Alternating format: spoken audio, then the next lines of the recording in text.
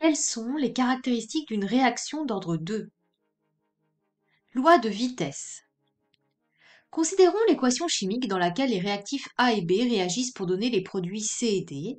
On note alpha le nombre stoichiométrique pour le réactif A et bêta le nombre stoichiométrique pour le réactif B. Cette équation admet un ordre 2. Il y a alors deux possibilités.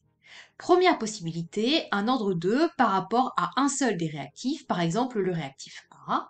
La vitesse s'écrit alors V est égal à K multiplié par la concentration de A au carré. Seconde possibilité, un ordre 1 par rapport à chacun des réactifs. V s'écrit alors K multiplié par la concentration de A multiplié par la concentration de B. Or, lorsque les deux réactifs sont initialement introduits en proportion stoichiométrique, l'étude se ramène au cas précédent. Vous pouvez d'ailleurs consulter la vidéo sur la simplification des lois de vitesse qui détaille la méthode. Dans la suite de la vidéo, nous limiterons notre étude au cas d'un ordre 2 par rapport à un seul des réactifs, le réactif A. Dans le cas d'un ordre 2 par rapport au réactif A, la vitesse s'écrit V égale à K multiplié par la concentration de A au carré. Quelques remarques d'ordre expérimental. Ce cas est très fréquent en chimie organique comme en chimie minérale. Par exemple, pour un ordre 2 par rapport à un seul réactif, on peut citer la décomposition du dioxyde d'azote ou encore la dimérisation du butadiène en phase gazeuse. Pour un ordre 1 par rapport à chacun des réactifs, on peut citer l'hydrogénation du diol. Expression de la concentration du réactif A en fonction du temps. Par définition, la vitesse est égale à moins 1 sur alpha multiplié par la dérivée par rapport au temps de la concentration en A. En effet, le nombre stoichiométrique pour le réactif A est alpha et A est un réactif. En combinant les deux expressions de la vitesse, on obtient la relation suivante. Afin de trouver l'expression de A, on fait passer moins alpha dt de l'autre côté pour obtenir l'expression d de A est égale à moins alpha fois K fois la concentration de A au carré multiplié par dt. Puis on regroupe les concentrations ensemble en faisant passer moins A au carré dans le membre de gauche de l'égalité.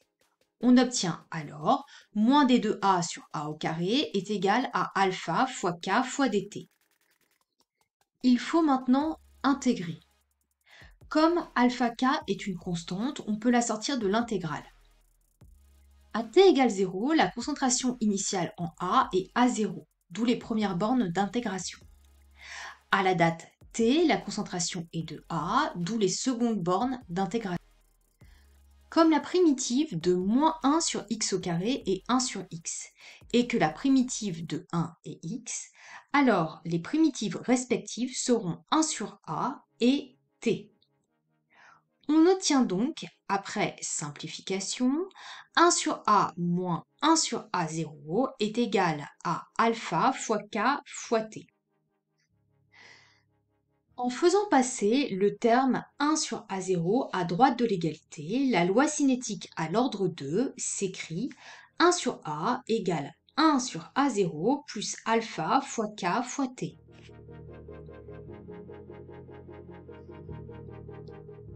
Représentation graphique. L'étude expérimentale permet de tracer l'inverse de la concentration du réactif A au cours du temps. La représentation graphique fait apparaître une croissance linéaire de pente alpha k.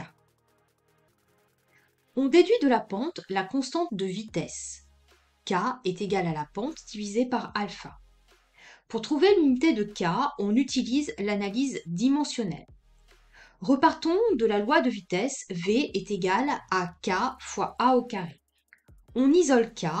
K est alors égal à V divisé par la concentration de A au carré. Comme l'unité de la vitesse est mol par litre par seconde et l'unité de la concentration est mol par litre, après simplification, on obtient que K s'exprime en litres par mol et par seconde. Temps de demi-réaction. Le temps de demi-réaction correspond au temps où la concentration est la moitié de la concentration initiale.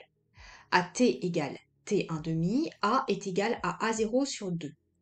À partir de la loi cinétique, en remplaçant A par A0 sur 2, on obtient 2 divisé par A0 est égal à 1 sur A0 plus alpha fois K fois T1 demi.